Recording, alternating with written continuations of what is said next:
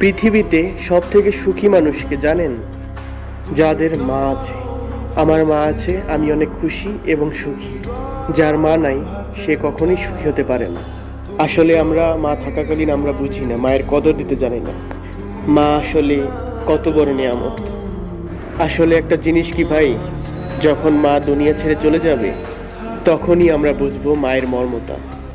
যে মা পেটে ধারণ করছেন সন্তানকে, সেই মাই জানে যে সন্তানের প্রতি কতটা ভালোবাসে। আসলে অনেকে বলে যে মায়ের গন্ধ খালা থেকে আসে, খালার গায়ে মায়ের গন্ধ পাওয়া যায়, কিন্তু এই কথাটা আসলে 100% ভুল।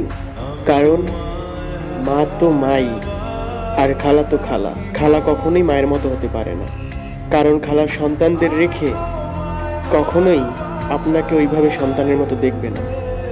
কারণ সেই খালা, তার সন্তান আছে, তার পেটের সন্তান না আপনি, এজন্য আপনাকে কখনোই ওইভাবে দেখবে না। এজন্য মা বেঁচে থাকলে অবশ্যই মাকে ভালোবাসবেন, মায়ের প্রতি সম্মান রাখবেন, বাবার প্রতি সম্মান রাখবেন, পারলে তাদের জন্য কিছু একটা করবেন। তারা হারিয়ে গেলে কখনোই আপনার সেই আফসোসটা আপনার থেকে যাবে না।